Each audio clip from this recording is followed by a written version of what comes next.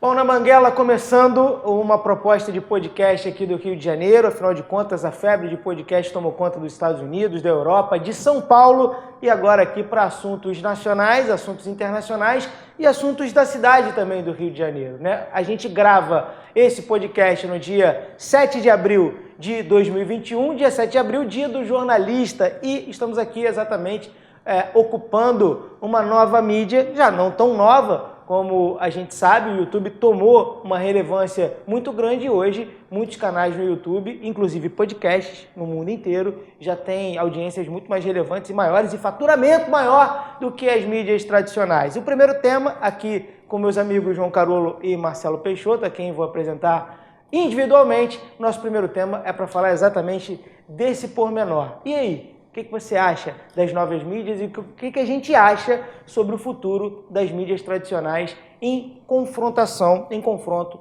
das novas mídias? João, tudo bem? Tudo bem, Marcelo, um prazer estar aqui, prazer é todo meu, né, de estar aqui participando pela primeira vez aqui desse podcast. Tenho certeza que será um sucesso. E vamos lá, vamos explorar. Como já diz o nome do programa, na Banguela, né? A gente aqui é papum, né? Bateu, deixa falou, correr. Deixa correr, tá na Banguela. Solta o papo e deixa correr. Os mais novos, tá vendo? Deixa até pedir licença. Os mais novos que não sabem o que é na Banguela, porque hoje todo mundo tem carro automático, né? Ninguém desce mais na Banguela, na verdade. Mas na Banguela, na minha época, sou um homem, né, uma pessoa de meia idade, né? Jovem, meia idade, é verdade. Meia idade entre um bebê e Matusalém. E uma tartaruga da galápagos, por aí. Então, na Banguela é aquele ato de você botar no zero, na Banguela, solto, sem marcha, ponto morto, total, e descer na Banguela. Vai no embalo. Vai no embalo. Flintstone. É isso. Marcelão, já te perguntando de cara, Marcelo Peixoto aqui também, de cara, você é um adepto das novas mídias, né? Eu já frequentei a sua casa algumas vezes e vejo que você já adotou completamente o Netflix, o YouTube, a tua estrutura já é voltada para isso. Sim. Como é que você pensa esse futuro aí, das mídias tradicionais? É o que a gente tem visto aí, né? Nós somos jovens, senhores, muito jovens. E esse podcast aqui que a gente está trazendo, né, nossas conversas, né, de telefone, sim, de WhatsApp, e a gente, né, teve essa ideia de trazer esse conceito, aproveitando esse conceito dessa nova mídia que está aí, nessa nova forma de informar, né, de levar conhecimento até a públicos mais seletos. A gente trouxe essa proposta de, né, como foi explicado aqui pelo jovem João, essa questão da Banguela, vamos deixar fluir. Essa percepção, né, que a gente está tendo de esse conflito que a gente vê hoje em dia, a velha mídia, a nova mídia, né, as novas formas de se informarem, todos os profetas, os arautos apontam para o fim dessa velha mídia, né? Uma forma de... Até porque, assim, eu acho que ser contra esse jornalismo que tem aí, também acho que é injusto essa crítica acirrada, né? Que muitas das vezes cobra uma isenção também deles, do jornalista, que nenhum ser humano, nenhuma carreira tem. Nenhuma carreira. Juiz não é imparcial, né? Padre não é imparcial. Jornalista não seria... Jornalista, a gente quer cobrar isso. A santa desse rendezvous aí. Eu acho que demonizaram, embora haja grandes razões também para se ter essa visão mais crítica, que outrora se confiava cegamente, né? Num jornalista, num âncora. E hoje, com os fatos sendo trazidos, não opiniões sendo trazidas, né? Mas fatos que nos proporcionam também a ter uma opinião, uma análise de um fato que outrora a gente mastigava uma opinião. Eu acho que esse que é o grande conflito que está posto. A gente faz o programa no dia 7 e eu estou com os números do dia 6. Acho que o grande alvo da mídia tradicional no Brasil é a TV Globo, né? Com certeza. Só que olhando para os números, hashtag é o único alvo que vai ser quase impossível derrubar. Sim. Ontem, por exemplo, a gente teve a TV Globo com a sequência novela e Big Brother batendo números do passado. A TV Globo ontem ela massacrou todas as outras TVs, ela botou no bolso. Para você ter uma ideia, enquanto jogavam o Santos no SBT e o Fluminense na Record, a TV Globo dava 42 pontos com a novela, uma novela com todo respeito, mais ou menos, que ela tá doida aí pra ir. Ela botou o Império já, né? Não sei qual é. Eu acho que ela botou o Império, não sei se ela já botou o Império. Enfim, botou uma novela, se for o Império, ok, justifica, porque aí é Andréa Horta, Leandro Leal, já é uma novela boa. Mas ela deu 42, a Rede TV deu 0 no horário, com TV Fama, e o futebol, somados os 2 jogos, não deu nem 6 pontos no Rio. Em São Paulo, então, foi uma vergonha. Claro que não era nem o Flamengo nem o Corinthians. Sim. Esses números mudariam com o Flamengo e Corinthians, mas mudariam timidamente. Então, nós temos não é uma contradição, mas é algo que é bem interessante. Enquanto você acha que ela foi a primeira a perceber, a integrar, fazer o cross-mídia, a integrar internet com... Talvez seja isso? Talvez. Eu acho que a tendência é realmente o que vem acontecendo, né? A mídia está sendo usada muito pela internet, por tudo que a gente está falando aqui agora. Né? Eu assisto muito um canal que fala de visão libertária. E eles defendem muito a mídia descentralizada. Né? Hoje em dia, eu estava tendo uma conversa com o nosso querido, né, todos com a diretora aqui, o Robson, e falando com ele ontem sobre o que hoje todo mundo fala como uma novidade, fake news. Pois bem, o interessante na conversa que nós tivemos ontem, por telefone, é sobre as grandes mídias de 1870, lá de Nova York, New York Post, aqueles grandes. Naquela época existia uma grande luta entre esses dois periódicos em Nova York, sendo que um deles é o mais conhecido, é Pulitzer. O nome dele era Pulitzer. Hoje é nome da maior nomeação, do maior prêmio que se dá à imprensa americana. No entanto, Pulitzer foi um dos maiores disseminadores de fake news. Foi mesmo? Foi, ele disseminou fake news. Por quê? Ele queria o quê? O que todo jornal quer, toda a mídia quer, o dinheiro. O fim era esse, é o dinheiro. Eu acho que não é novidade nenhuma, porque sempre a mídia, o jornal, todo tipo de mídia, ele não tinha só a intenção de dar a notícia. Isso é uma infantilidade, querer entender isso. Não, nós damos a notícia. Não, vocês dão a notícia que vende. A notícia que vende. E a notícia que vende, a gente sabe muito bem. Hoje a gente está vendo isso. Inclusive, até vi um programa do Bial, certo dia desse. Era só uma entrevista com um PM aqui do Rio de Janeiro. E aí o Bial reconheceu. O PM perguntou para ele, mas Bial, a grande verdade é que vocês não vão dar nunca notícia boa da PM do Rio. Porque notícia boa não vende. O que vende é notícia ruim. E o Bial concordou, eu achei a atitude dele, você chegou a ver isso? A atitude dele foi verdade, ele falou, é verdade, o que vende é notícia ruim. Então todo mundo já sabia dessa receita lá nos idos de 1870 e todo mundo dá o quê? Dá a notícia que mais vende. Isso não tem como a gente desassociar, falar, não, eles são neutros, né? Eles dão a verdade. Eles dizem a verdade. Não, a mídia tem interesse de lucro, portanto, ele vai dar a notícia que vende. E hoje não mudou nada. Agora, o que está mudando é isso, a descentralização da notícia. Hoje eu não vejo, como você está falando com o Marcelo, hoje eu vejo YouTube, né, de notícias, Pingo nos Is, né? Eu vejo aquela revista Oeste também, né? E alguns outros programas. Alguns sites, exatamente, Visão Libertária, que fala sobre várias coisas, temas econômicos, entendeu como é que é? E a notícia está ali. É a credibilidade que você pode buscar depois até para confirmar, ou não, na própria internet. Agora, aquela mídia tradicional do âncora, né? Hoje é o Bonner, mas já teve Cid Moreira, né? Vários âncoras, que dão a notícia ali. E o povo efetivamente acreditava e não tinha onde consultar. Se era aquela notícia, se era meia verdade. Então aquilo, a Globo, embora seja ainda, né, a mídia, porque como você falou para esses números aí, é difícil. Não tem. Realmente eles já estão lá. A qualidade é muito alta. Não, a qualidade é muito alta. Não dá para dizer que isso é uma coisa que vai ruir em um ano, em 2 anos. Não. Houve um desgaste da imagem da Globo, inegável. Houve um desgaste. Está havendo um desgaste político, né? Mas isso não pode ruir uma coisa que tem um império por trás disso. Que ainda é muito bem feita, mas eu acho que os grandes desafios, e até fruto da demora, e que a gente já vem conversando sobre o podcast há algum tempo, sim, foi exatamente esse esmero estético, que eu acho que é uma coisa que a gente conversa muito sobre isso, né? A gente ainda tem, a TV Globo, ela criou o Globoplay, por exemplo, que é bom. Não é excelente ainda, mas entre o Globoplay que foi criado e o Globoplay de hoje, já tem eu acho que as outras mídias brasileiras, elas estão muito atrasadas em relação a isso, né? Como se fosse no futebol hoje você comparar o Flamengo e Palmeiras com os outros times.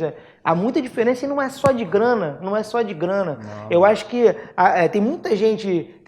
eu sempre falo isso com vocês. A visão até do negócio, né, quando a gente fala... aliás, a gente tem que decidir como é que vai chamar a doença aí, porque a gente não pode chamar a doença pela doença. Não pode chamar pela doença, senão não pode, senão a gente é desmonetizado e a gente também precisa de dinheiro. Não pode então falar a gente vai ter que decidir, não vamos falar da doença ainda para decidir. Essa praga. A praga. É a praga, exatamente. A praga. Mas ninguém vira Felipe Neto à toa. Tem um monte de gente que tentou. Sim. Tem. Ele mesmo tentou várias vezes. Ele tentou 3 ou 4 canais.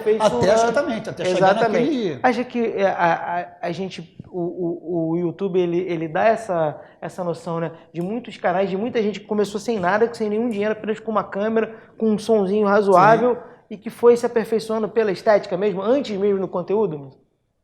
Pela estética... Eu acho que é mais pelo conteúdo, né? Pelo conteúdo, né? Que nem a gente brincando, né?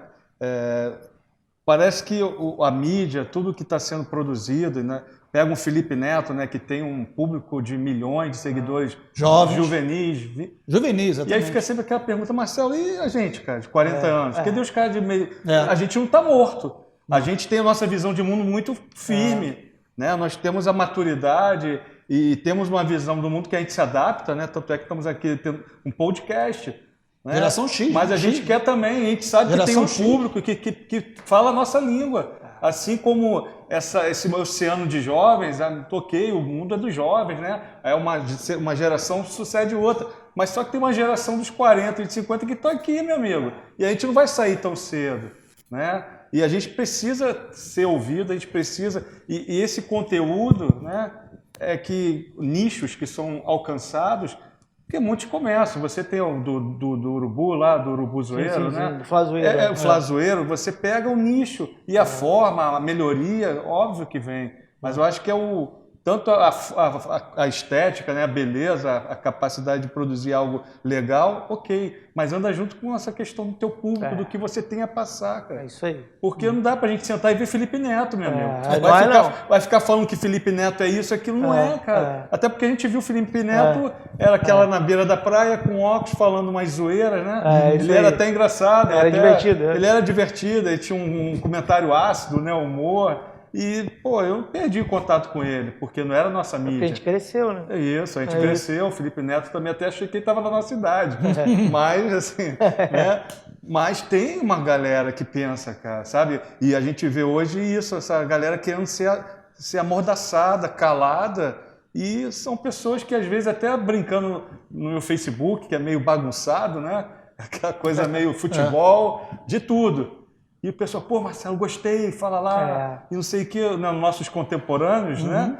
Eles têm essa necessidade, fala aí, gostei, é isso que eu penso. Bom isso que tu falou.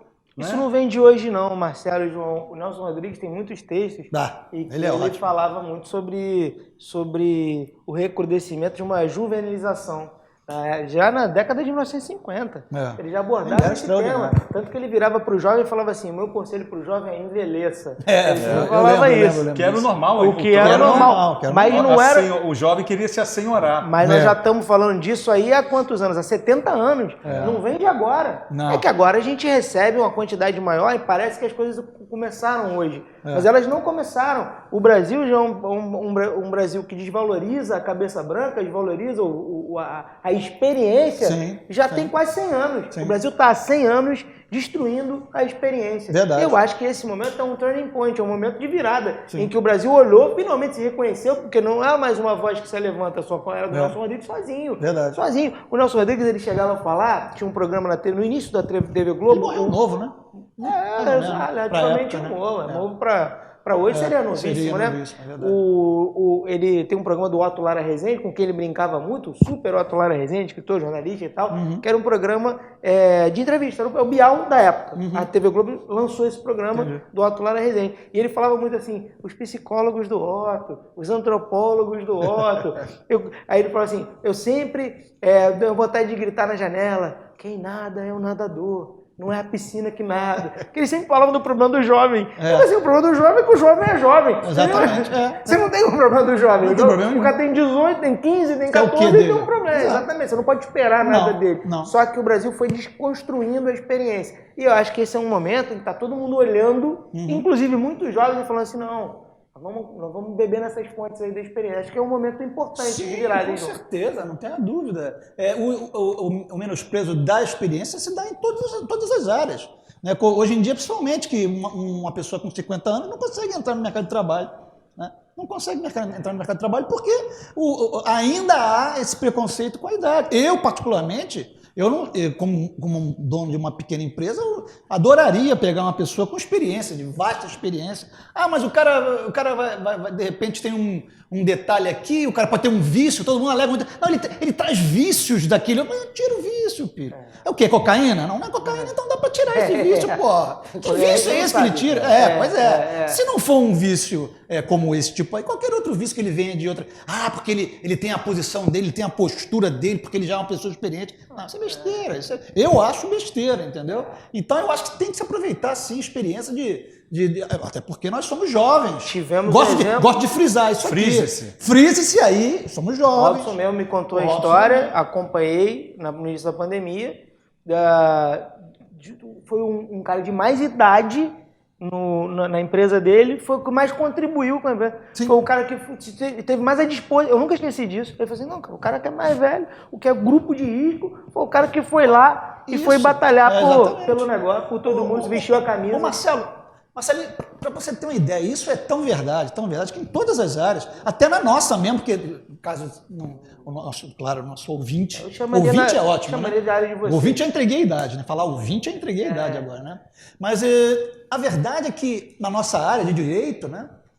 Você verifica isso muito na prática, né? Você vai falar com uma pessoa que tem faculdade, tem pós-graduação, eu lido com isso todo dia, né? Pós-graduação. E um aluno, você percebe a falta de conhecimento básica dele.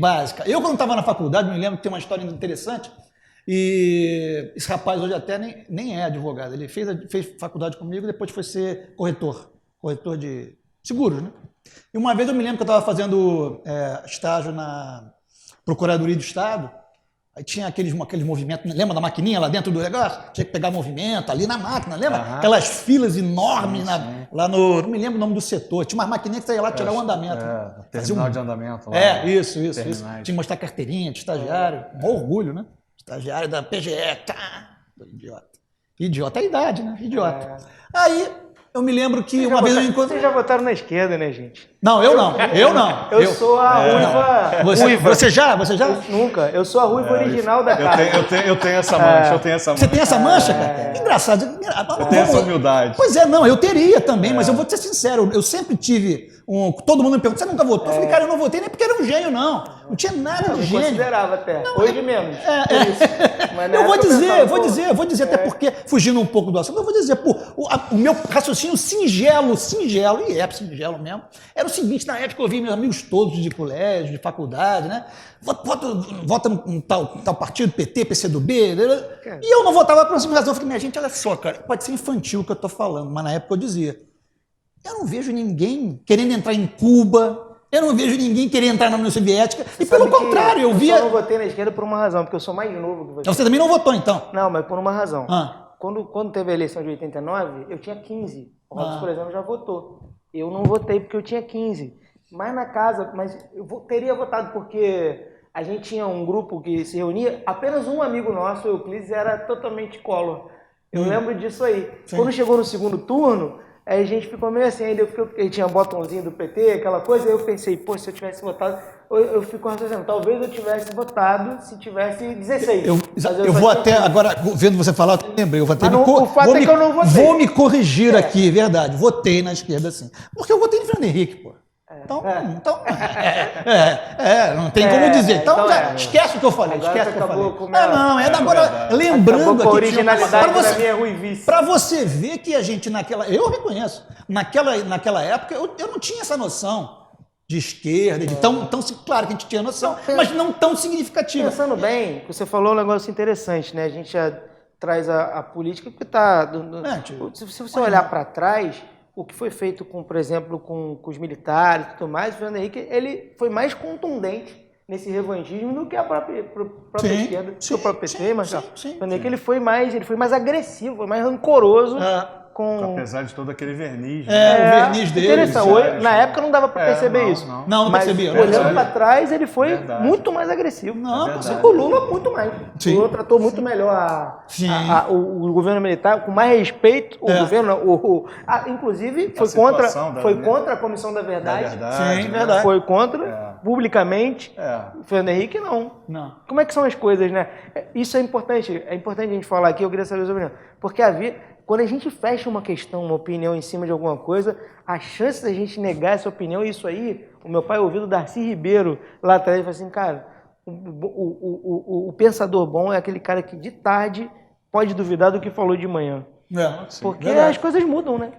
Muda. E a gente muda também. Muda rápido. Só a mula não volta atrás quando empaca, né? Ela fica ali parada e não vai para trás. Claro, óbvio. Mas a gente éramos jovens, né? Como acabamos de falar, jovem, né? É o idealismo, essa coisa né, que quer mudar o mundo, embora às vezes não arrumou nem a bagunça do teu quarto, né? Mas tu quer salvar o mundo, tu bota ali como Dom Quixote lutava ali com os moinhos, né? Como se fossem dragões, e a gente também, né? Quer brigar com o mundo, achando que vai resolver o problema e acaba tomando essas decisões, né? Não tem a maturidade, não tem uma experiência da leitura política, né?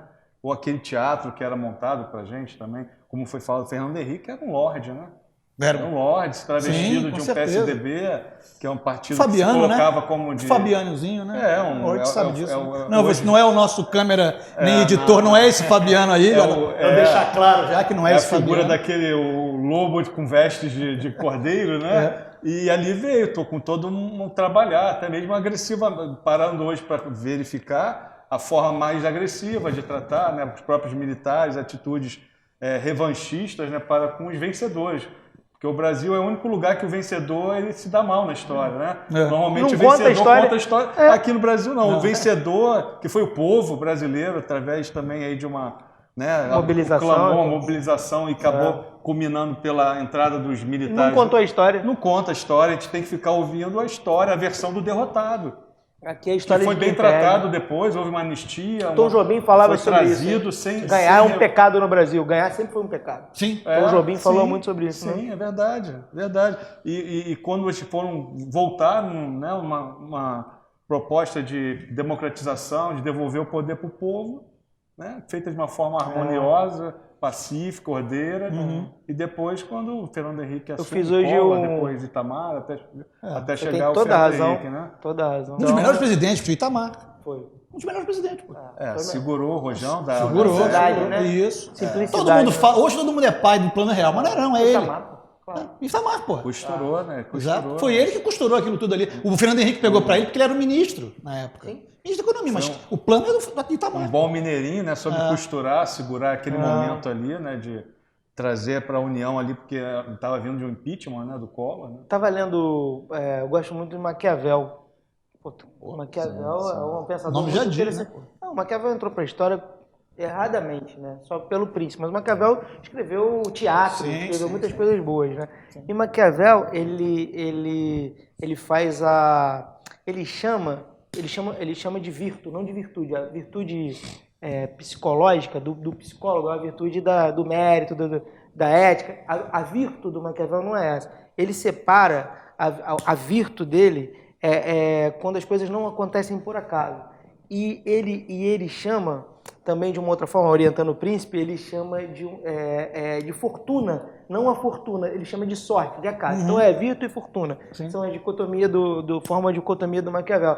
E você falou bem no também. O Itamar ele poderia ter indicado qualquer um. Poderia. Qualquer um. Tasso Gereissati era o favorito na época. Era. E tal. Ninguém imaginava. O Fernando Henrique, inclusive, ele era ruim de voto. Ele já tinha perdido a Prefeitura de São Paulo, ele tinha perdido um monte de coisa. Perdeu acho que 50 do segundo tempo. Né? Sentou na cadeira e tudo, tirou onda. Exatamente, tirou foto e perdeu. Então, tu vê como é que as coisas acontecem na vida da gente. Verdade. Por um acaso, ele vou indicar você.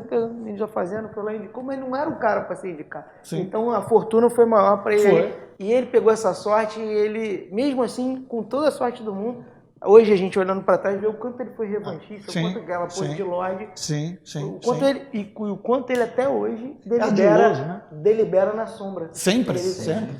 Ele vai, como bom Fabiano, que não é, eu repito, não é o nosso editor nem câmera, ele vai lá dar aquela bicadinha, morde a sopra, o famoso morde a sopra, pô. Vamos definir para aqui, pro Fabiano, aqui, para quem conhece. Depois você vai na internet, procura lá, fabianismo, não sei o quê, vocês vão ver o que é isso com fabianismo. E é o famoso morde a sopra, né? Ele fez isso aí. Ele gosta de trabalhar por trás, por trás dos bastidores. Agora mesmo, uma vez ou outra, ele entra, critica o governo e sai, mas some no outro dia, vai, critica o governo e sai. Aí no outro dia não aparece mais, fica um mês sem aparecer. Aí ele aparece e dá uma criticadinha. Já sentiu com aquele arblacê dele também, o pessoal não está respeitando, né? Não tá mais. A pegada tá agressiva, né? E até porque tá agressiva, então ele vai ali, chama os presidentes, tira uma foto, ou faz um manifesto, uma cartinha de Sorbonne, de Paris. Eu acho lindo no Brasil essa união agora, né? Dos presidenciáveis. Os presidentes. Que porra é essa? Dilma tá? Presidenciável. Que porcaria é essa? O que são presidenciáveis, cara? Que porcaria é essa? Criou-se agora o Instituto dos Presidenciáveis. Como se o que eles falassem fosse muito sério. Vai tomar banho. Pelo contrário, tem duas coisas, né? Os caras que tiveram lá dentro, o PT, 16 anos lá dentro, porque a grande jogada do PT, antes de ser governo, eles fazem muito bem isso. Criticar. Como a esquerda faz no mundo todo. Mas eu chego pro Marcelinho e falo assim, Marcelinho, olha só, cara, eu acho que tá errado, na tua casa tá errado o seguinte, tão. Você fala, pô, João, é mesmo? Tá errado. Aí você vem com a segunda, você é um cara humilde, eu sei, um cara que tem uma boca, pô, João, então me diz aí o que fazer. Eu falei, não, peraí, um segundinho só que eu tenho que sair aqui. Não tem solução, não tem todo nada. E quando eles chegaram como governo, foram 16 anos também, sem resolver nada. Só nadaram um pouco a gente não pode também... Eu, pelo menos, sempre faço esse comentário. Quando eu falo, votei no Fernando Henrique, sim, e ele, pelo plano real, que foi do presidente, na época era o Itamar, ninguém pode dizer que o plano real foi uma coisa ruim para o Brasil. Pelo contrário, foi ótima. Né? Foi maravilhosa, não tenha dúvida nenhuma. Então, cara... criticar também por criticar, né? Também não adianta de nada. Eu acho que a gente tem que aprender a isso. Agora, veio o quê? O PT se aproveitou daquela boa... Aliás, quem é que pode criticar também? O próprio Lula nos primeiros 2, 3 anos do mandato dele. Ninguém pode criticar. Mas sabe qual foi a grande vantagem dele? Fazer nada. Foi ficar... deixa como tá. Foi muito inteligente. A responsabilidade fiscal que ele manteve, a responsabilidade, não vou me perder... E ninguém pegou pode também a onda, claro, né? Claro. Lá para o quarto ou quinto ano que ele se reelegeu, a coisa começou a não andar bem, não sei o que. O cenário internacional. O cenário internacional também não foi bom. Né? A marolinha que ele falou. A marolinha chegou, pois é. Então, tudo bem. Aí quando veio a Dilma, não, ele já passou um negócio podre mesmo. Já passou um negócio podre. Então, cara, já jogou lá, com certeza. Jogou ela pro Jacaré, né? Jogou ela pro Jacaré. Quem ganhou, não ganhou, quem perdeu, perdeu. A ideia dele era voltar, né? Exatamente, a ideia dele era jogar ela pro Jacaré mesmo, se arrebentar tudo e ele voltar como herói. Só que ela manteve o perfil. Não, e ela é teimosa, ela todo tinha mundo personalidade. Ela tem. Ninguém conseguia falar com ela. Eu não acho isso que vocês acham dela. A trajetória dela era brilhante. Sim. Não é. Não, era boa. Sim. Ela tinha uma trajetória muito boa. Ela sempre foi protagonista, assim, como guerrilheira, como... ela tinha... Sim. Então não dava para olhar para ela, intrépida, não dava para olhar para ela como ele olhou. Falou assim, não, daqui a pouquinho ela sai, eu volto. Pô, não dá. Você me desculpa aí. Isso era uma coisa que ele poderia fazer com o Palocci, né? Era o cara. O Palocci era o cara. Palocci é um cara mais... O chofer dele acabou com a brincadeira. É, isso aí. O chofer dele falou, né? Bem isso não. E aí começou... Eu acho que depois dele tinha um outro também. O Zé Dirceu também era o cara da vez. Rodou também, só sobrou ela. Claro, só sobrou ela. O Dirceu seria um outro tipo de perfil mesmo. Mais experiente, mais articulado e tal. Com certeza. Cara, ela era guerrilheira. Diferente não que o Zé Dirceu não fosse, mas ele rapidamente saiu disso para ser um cara articulador. Mas deixa eu falar um negócio. A própria eleição do Lula, a primeira eleição, tem muito a ver com isso que você falou aí também. Não sei se vocês lembram, foi um dossiê que dizem que foi armado pelo Zé Serra. Sim, foi um dossiê contra a Rosiana Sarney, o marido da Rosiana Sarney. Naquela época, inclusive, era um mar de dossiê. Tinha exatamente, que destruiu a candidatura dela. A candidatura, foi aquele mesmo dossiê do Caio Fábio, não foi? Foi exatamente. O mesmo dossiê. Foi exatamente. Que era uma coisa que, se eu olhar para o Brasil hoje, altamente insignificante. Totalmente. Chegava a ser, a gente ia rir hoje daquilo. Mas ridículo. na época, né? Então, todo mundo trabalha nas sombras também, né? A gente tem um Brasil que... Sabe quem mais trabalhava nas sombras, cara? Agora me veio a cabeça. Antônio Carlos Magalhães. Isso era uma águia. Aliás, era um tuba-águia. Era tubarão com águia. O cara era realmente, tuba-águia. Era um tuba-águia, porra. Né? O cara não era... Ninguém falava, mas quando mostrava onde ele botava o dedo, ele mandava, cara.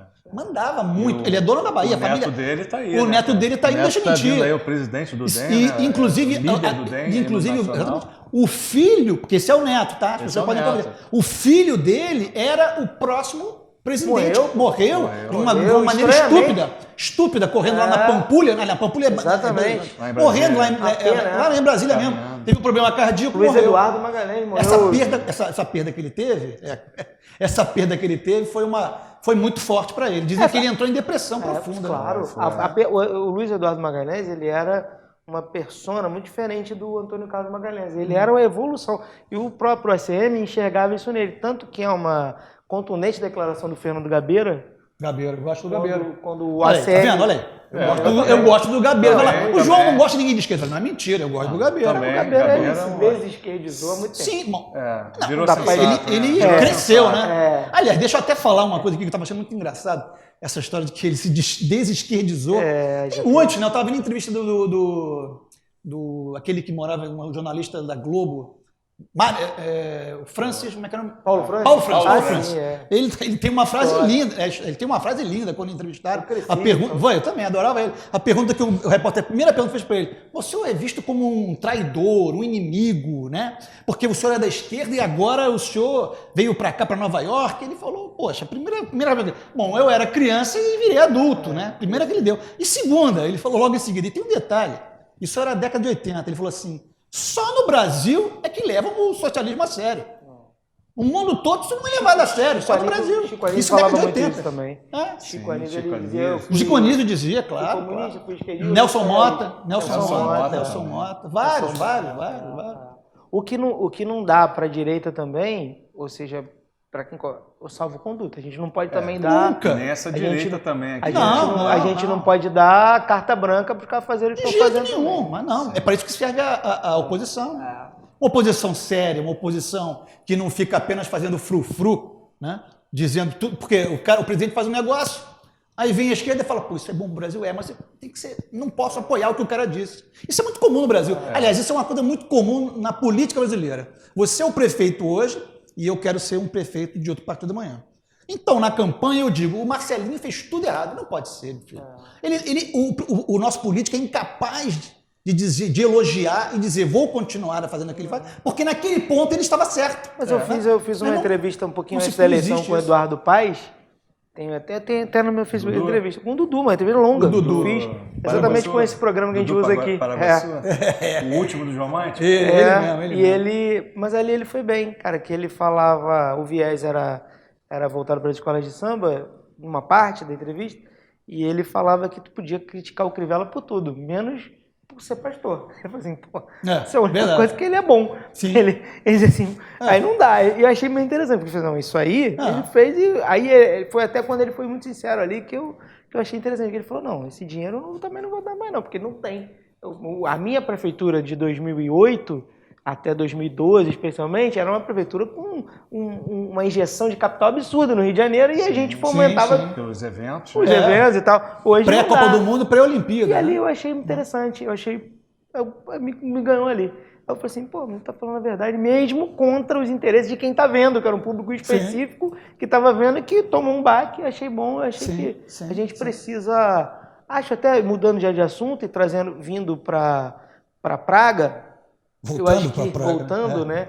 Eu acho que, antes de encerrar esse podcast, que é interessante o comportamento dele. A gente falava aqui com o Robson, antes de começar, em off, que uma coisa é a gente estar sentado aqui, outra coisa é ter a caneta e ter que decidir entre morte, entre economia. Porra, isso é muito difícil. Eu acho que o Eduardo Paes, ele foi, pelo menos, digerível, palatável aí. Você pode até não concordar com o que ele fez, mas ele agiu de uma forma justificada. Ele olhou no olho do povo, né? E quem conhece sabe que o Eduardo é um cara popular, não é um cara de flu-flu, né? Não. Ele é o cara de Barra na Tijuca, de Maracanã, de São Januário, né? Com o bom vascaíno que ele é. Ele é vascaíno, né? Ele é vascaíno. E quando ele chama atenção para isso, né? Mas eu acho que não me recordo, mas foi o que olhou pro povo, olhou e falou, gente, eu vou precisar fazer isso. Vocês sabem que eu gosto disso, eu gosto mais do que ninguém de estar no furdunço, na bagunça, no futebol, mas é necessário. Assim, o impacto diminuiu? Não. Mas pelo menos você, né, para aceitar esse momento difícil da praga está causando, né? E não resta dúvida que se ele tomou, né, pelo menos a nossa confiança nos nossos governantes deveria ser essa. Deveria. Né? Quando a gente vê a sinceridade, vê uma preocupação, tipo assim, eu sei que vai ser uma droga. Né? Até porque ele não tinha cacife eleitoral nenhum. Né? E está voltando depois daquele episódio de Maricá, né? Depois de ter perdido a eleição, depois daquele vídeo do áudio dele com Lula. Ele sabe que apesar de ele ganhar, porque ele tem o conceito das boas gestões passadas, ele sabe que estava recuperando. É um namoro estremecido, né? O Eduardo Paes está no namoro estremecido com o Carioca e também querendo flertar com aquela namorada que ele traiu, que é Maricá, e todas as cidades do interior se sentiram ofendidas pelo comentário infeliz dele, né?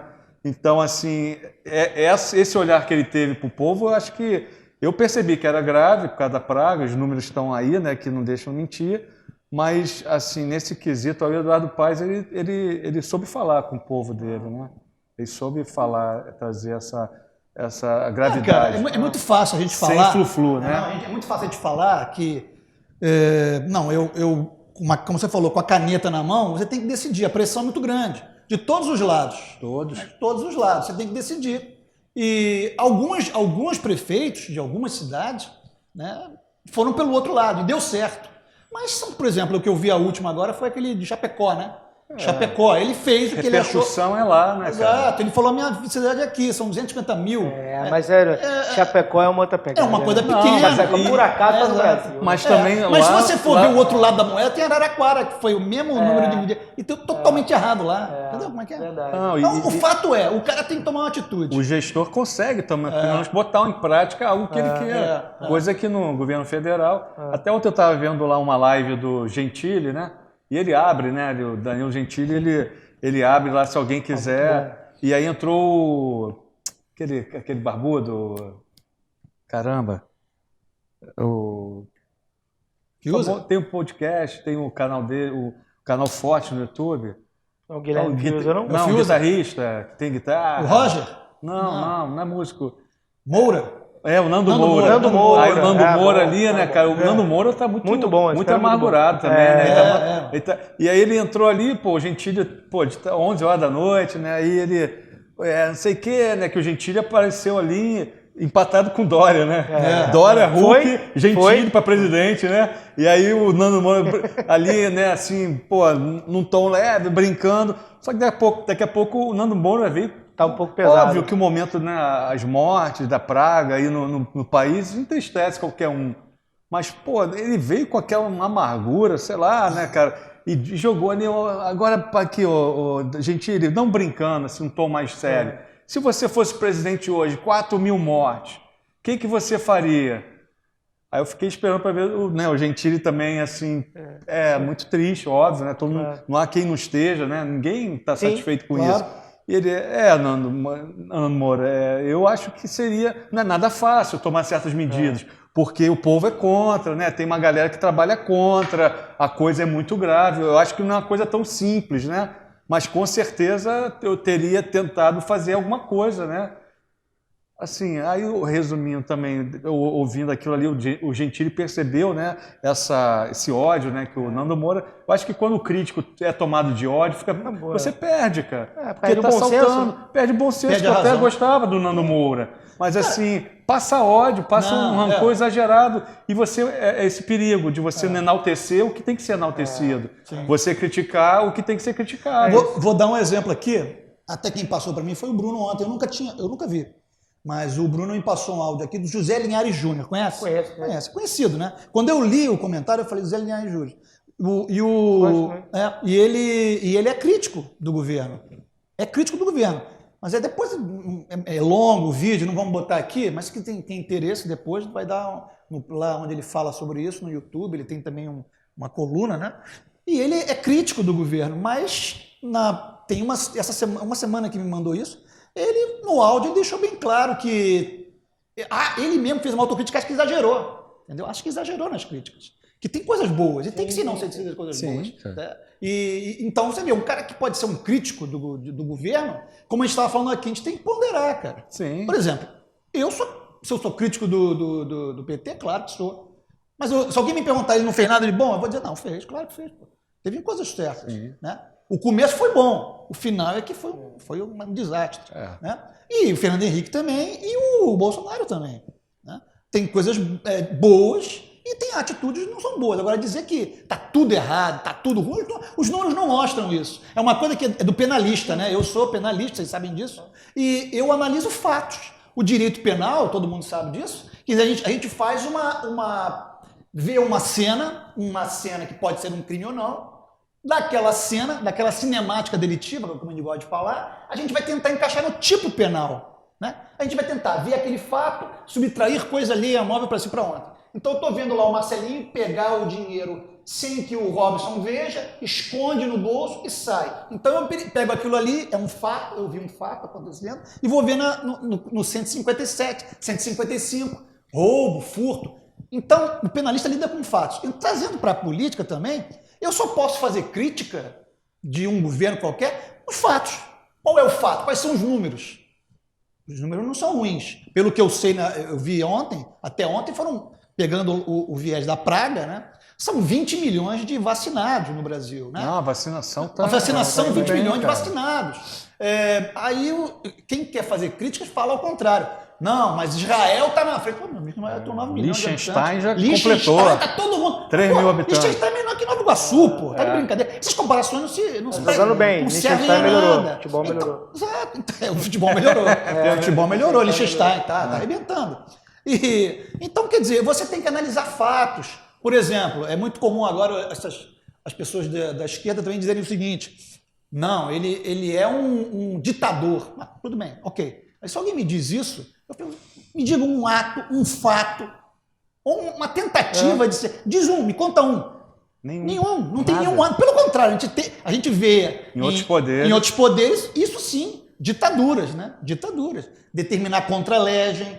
E a gente pergunta qual é o ato do governo federal que atentou, pelo menos atentou, contra alguma liberdade, com algum direito. Tem algum? Vocês lembram de algum? Nenhum, não lembro de nenhum. Nenhuma lei. Pelo contrário, até naquela reunião em que, eu acho para mim isso é muito significativo, aquela reunião em que o Moro pediu para que fosse vazado, aquela reunião, ele não sabia que aquela reunião ia ser vazada. Né? Então, portanto, ele falou de uma maneira sigilosa até, né? E veio a baila, assim, que naquela hora ali, ele estava dizendo ali, falou uns 15 palavrões, não tenha dúvida nenhuma, falou uns 15 palavrões e disse que eu estou me lixando para a reeleição, eu quero a liberdade do povo. Ele parece que estava até num palanque ali, mas ele não sabia que aquilo ia ser usado nunca. Ali foi uma reedição do Tropa de Elite, né? Exatamente. O Capitão Nascimento era para ser um vilão, virou um herói. Exatamente. E ali Bolsonaro também. Exatamente. Isso mostra a distopia da esquerda de que olha o cara que pro povo é isso que a gente quer, que é a liberdade, mas alguém que briga pela gente.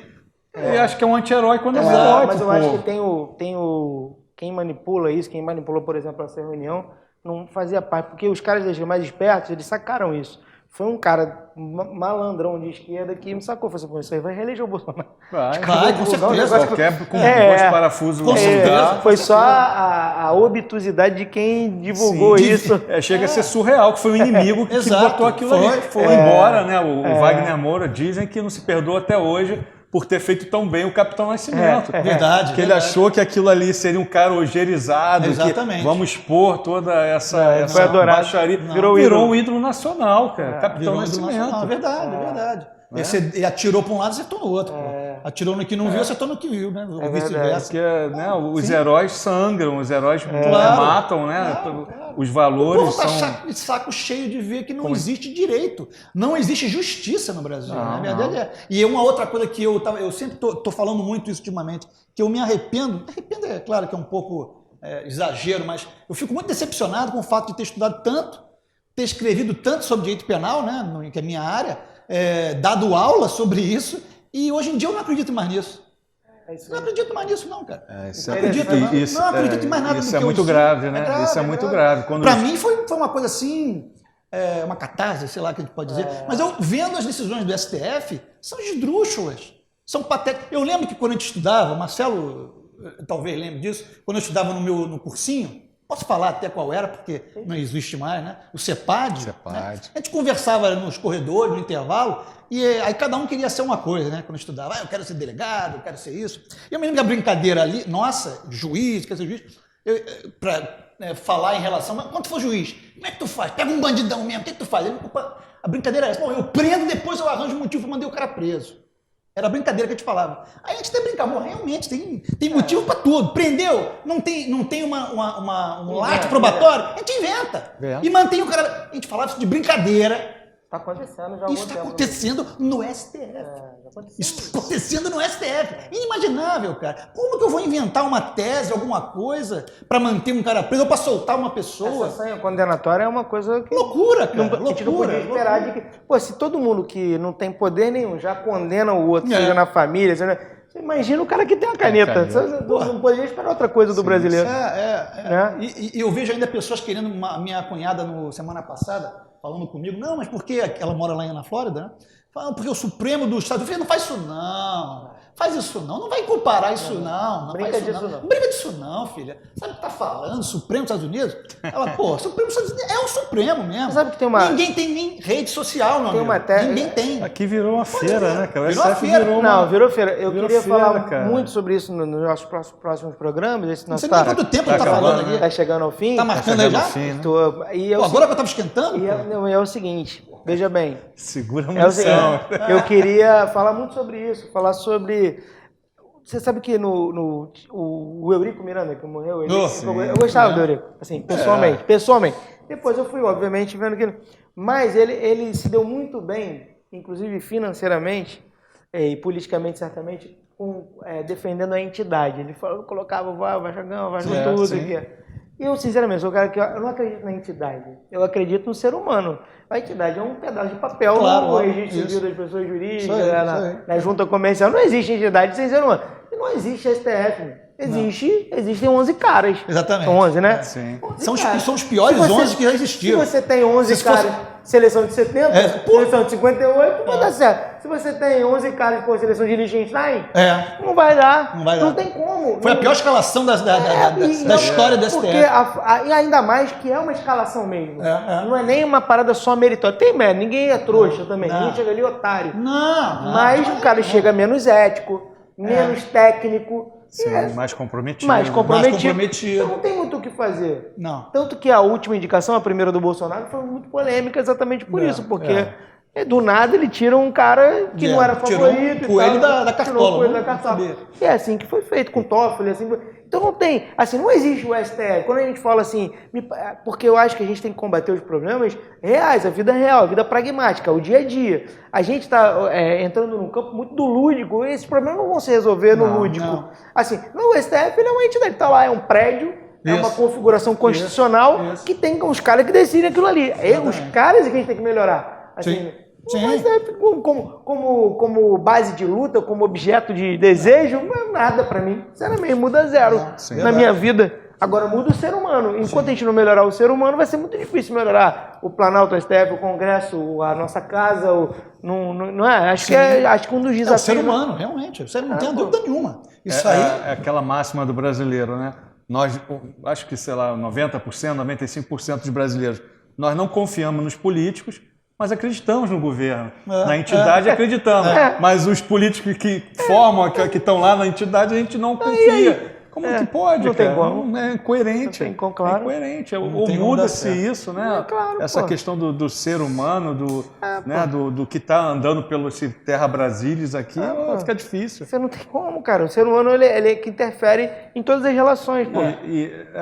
Acho que está acabando já o nosso tempo, mas é um tema também interessante, essa coisa do brasileiro, né? A gente taca pedra no STF, taca no PT, no Bolsonaro. Mas a verdade é que não há uma visão comum de querer o bem coletivo. Não. Cada um está querendo a sua puxar pra, se eu sou de direita, eu taco pedra na direita. Se eu sou de esquerda, que se dane. É a minha visão que eu tenho. Eu quero mais uma ditadura, eu quero que o STF solte o Lula, eu quero que o STF mande prender os sindicalistas todos, e se o Bolsonaro tem que fechar o raio que o parta. Mas e o bem? E o país? O povo, a melhora de nada? Ninguém pensa nisso. A gente criou uma sociedade altamente rachada, estamos rachados, está uma coisa doentia, né, no Brasil hoje em dia. Eu acho que é isso. Não, assim, o político sempre tem esse viés de aparentar estar defendendo o povo, na verdade está defendendo o interesse próprio dele. Interesse próprio é horrível esse perfil, né, que se fala que estão endemonizando os políticos. A função é nobre, né? Não é a menor dúvida. Você ser um político é algo trabalhoso, é algo que demanda a tua vida. Tu quer ver uma coisa? O Lula tem razão. O mais vagabundo que seja o político, mentiroso, ladrão, ele trabalha, cara. Eu já vi um político aí que foi até preso agora recentemente, que eu não vou falar o nome. Foi pesado agora, hein? Lula tá certo? Nesse aspecto. Nesse contexto, sim. Que ele fala, o mais corrupto, ele tem que trabalhar, porque ele precisa se eleger. Um deputado estadual foi preso recentemente. Uma vez eu vi um sábado à tarde, com tempo de sereno, chuvoso, vazio por conta do tempo, né, do clima. Eu parei no sinal, que estava o trânsito vazio, estava lá o candidato, na época era vereador, indo para deputado, panfletando sozinho. Eu assim, caraca, esses caras levam a sério, cara. Eles trabalham. É isso aí. Porque, como o Lula disse, até o mais vagabundo. Mas teve aí uma segunda parte dessa declaração do Lula, né? Que ele diz que o político tem que ser, né? Trabalha. Não tem estabilidade. E não tem estabilidade. Do outro lado tem o vagabundo do funcionário público. Da outra parte do discurso dele, né? Ele diz que o funcionário público, por outro lado, é concursado, tá tudo garantido, não precisa fazer nada. Ele estava atacando o Dallagnol, se não me engano. E se eu concordasse com as duas partes do Lula aí? Mas depois Isso aí é um outro debate. Eu nem sabia que essa aí tá ele falou. Tá na hora de puxar o freio da banguela, ou jogar uma terceira. E se eu concordasse com a frase inteira? Até caiu o meu microfone. Não, mas vai ser difícil. Você concordar. Vamos engrenar o carro e dar uma se segurando, porque o tempo já tá batendo. Engrenar o carro, é verdade. É boa. Toma o controle do carro aí. Valeu, Marcelo. Valeu, João. Valeu, amigos. Sejam muito bem-vindos aqui ao Na Banguela Podcast, que vai falar sobre tudo, mas um dos primeiros podcasts baseados na cidade do Rio de Janeiro, no Fervo, onde tudo acontece mesmo, onde tudo nasce. Tchau, tchau. Abraço.